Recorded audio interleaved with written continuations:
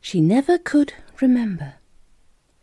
"I'm home, Mummy," called Pam, flying into the sitting room and flinging her school bag on the table. "What's for lunch?" "Something nice," said Mother.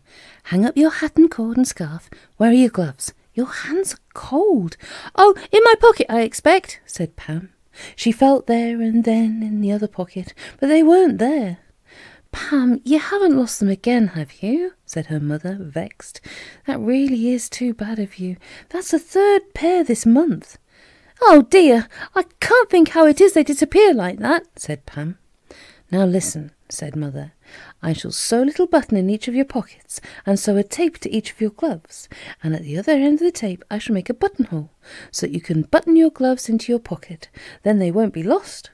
"But the tape will show, Mummy, coming out of my pocket to my gloves," said Pam. "Yes, it will," said Mother, "but it can't be helped. I'm not going to have you losing a fourth pair of gloves. Now go and hang up your things." Pam's mother did as she said.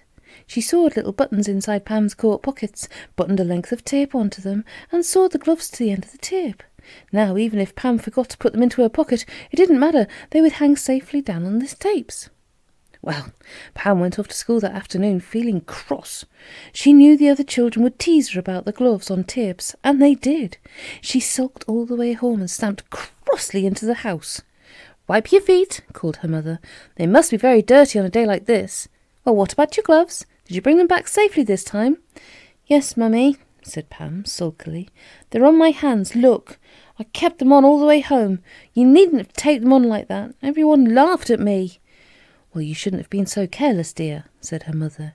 "Now hang up your things. Where's your scarf?" Would you believe it? Pam hadn't got her scarf. There was a hat, there was a coat, and her gloves, of course, but no scarf. "I must have left it at school," she said in a small voice. "There now," said her mother, "that shows how careless you are, doesn't it? Go back at once and get it." Pam ran back, and halfway there she found it lying by the roadside in the mud. Oh dear, it must have fallen off without her knowing it. She ran back quickly, wanting her tea.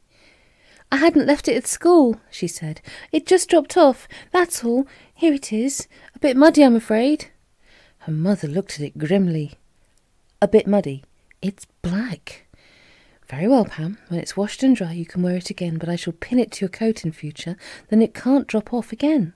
"Oh, Mummy, I can't go to school with taped gloves and a pinned-on scarf," wailed Pam. But it wasn't a bit of good talking to her mother like that. If her mother said a thing, she meant it. So next day off went Pam to school with her gloves taped to her pockets and her scarf pinned to her coat. It was a very warm day, and she puffed and panted. How she wished she could take off her scarf, but she didn't dare to unpin it. It was such a lovely day that the teacher let all the children out early. "Go and play in the field," said Miss Brown. "You've all worked hard this morning, and you deserve a little extra play." So out they all went to the field. "Let's play rounders," said John. "Come on, pick sides."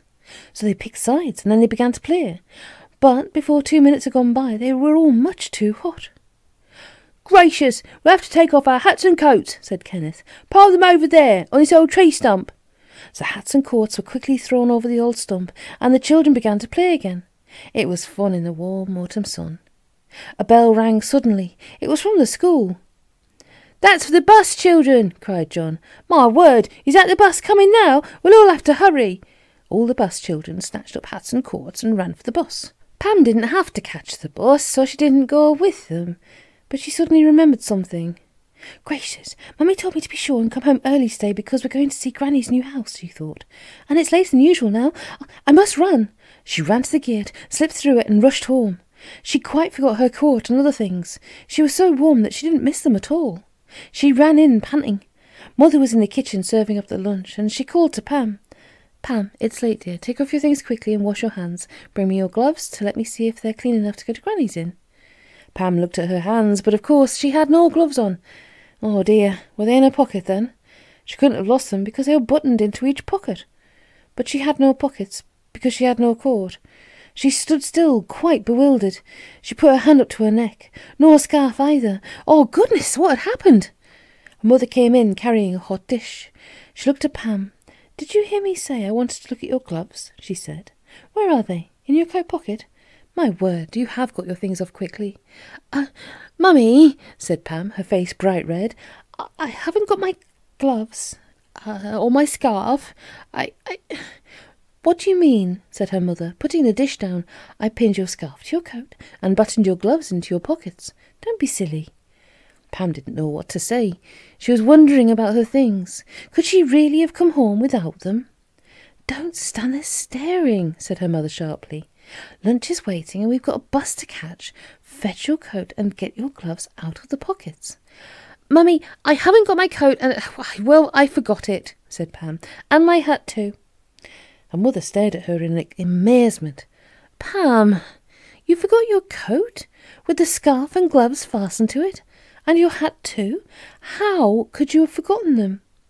We all went to play rounders in the field, and we were too hot, so we took off our things, and then I ran home because I was late, and I left them behind, said poor Pam, all in a rush. Well, you'll just have to go and get them then, said her mother, and either you will have to go without your lunch, or I shall have to go to Granny's without you.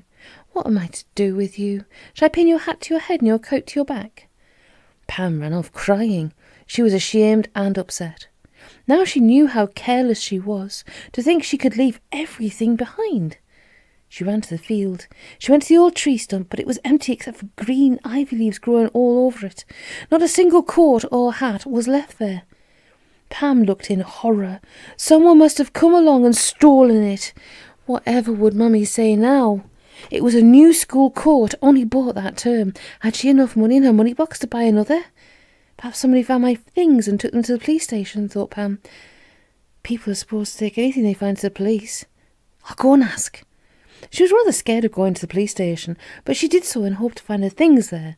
So up the steps she went and walked timidly into the room where 2 policemen sat busily writing. They were surprised to see Pam. Pam stammered out what she had come for. Please, has somebody brought my things? She said. The bigger policeman of the 2 shook his head. Nope. Nothing's been brought in, miss. We'll let you know if they are. My word, that was a careless thing to do, wasn't it? To leave the whole lot behind. And you've got to remember something else, miss, said the other policeman solemnly. Supposing we find that somebody has stolen them, or someone else that came by, and we catch them, you wouldn't like to think somebody had been sent to prison because you've been careless enough to leave your coats for him to steal, would you? This was a most alarming thought. Pam wouldn't say a word. She went home very sad indeed. As she went down the road, the bus passed her, and there was Mummy in it. She had waited and waited for Pam, but hadn't been able to wait any longer.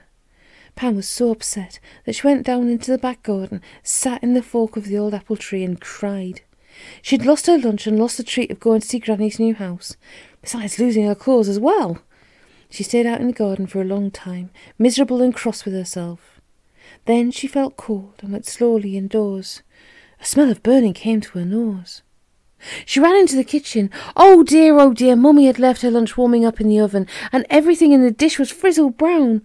To think she could have had her lunch after all. And then she caught sight of something very peculiar indeed, something that made her stare and stare. Her hat and her coat were hanging on their usual peg. Her scarf was there too, and her gloves peeped out of the pockets. What a very, very strange thing. Did I come home in them after all? Pam thought. Did I? I must have done. Oh, how forgetful I am. No wonder Mummy gets so cross with me. Whatever can I do to show her I'm not as bad as she thinks? Well, you should have seen how busy Pam was after that. She took down her mother's sewing basket and mended every pair of socks there, and mended them well too. She went to her mother's linen basket and pulled out hankies and vests and a blouse of her own, and she washed them beautifully. Out on the line they all went. Then she went to look in the shed. There was her father's bicycle, and her mother's too, both rather dirty. She got cloths and dusters, and she cleaned those 2 bicycles till they shone. She was very hungry because she'd had no lunch. Should she get herself some tea? It was very late now, about 5:30. How she wished she'd been to Granny's and had one of Granny's glorious teas. A large slice of real chocolate cake, egg sandwiches, homemade ginger biscuits, and perhaps a warm jam tart. Made her feel very hungry to think of such a good tea. She had somebody coming in at the front door. Could it possibly be her mother coming home so early? She flew out to see, and it was. I came home early because I knew you'd be all alone, said Mother. I passed you in the bus. Did you see me? Yes, Mummy, said Pammy. I was awfully silly. I went down to the garden and cried, and when I got back to the house, the lunch that you left was all frizzled up, so I couldn't eat it. But, Mummy, I must have come home in my things after all, because look, they're hanging on their usual peg. Yes, I know, said her mother. I put them there. Kind little Jane brought them home for you, and you'd just gone off to find them.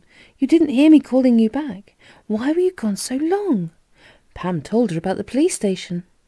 I'm glad nobody stole my things, she said, feeling happier. I wouldn't like to feel that somebody was in prison for stealing just because I was careless enough to leave my things in the field for them to take. What's that washing on the line? Said Mother suddenly, seeing it out of the window. Oh, I did want to show you I'm not as bad as you think, Mummy, said Pam. So I did your bits of washing, and I mended the socks, and I cleaned the bicycles. Well, now I know you're better than I ever imagined, said Mother, pleased. And look what I've brought you from Granny. She opened a big paper bag and set out egg sandwiches on the table, 6 ginger biscuits, a most enormous slice of chocolate cake, and 2 little jam tarts. Dear Granny sent them for you, she said. I said no, I wasn't going to take anything home to such a careless, naughty girl, but Granny said I might find a good one when I got in, and she was, of course, right. Pam was so pleased. She sat down and began to eat hungrily. Listen, Mummy, she said when she'd finished. You don't need to pin my scarf on any more, or take my gloves to my pockets. I've turned over a new leaf, a huge new leaf, and you can trust me now. And her mother at once unpinned the scarf and snipped the tape of the gloves. Wasn't that nice of her? She felt sure that Pam was telling the truth. And she was, of course. She's the most dependable little girl you ever saw now.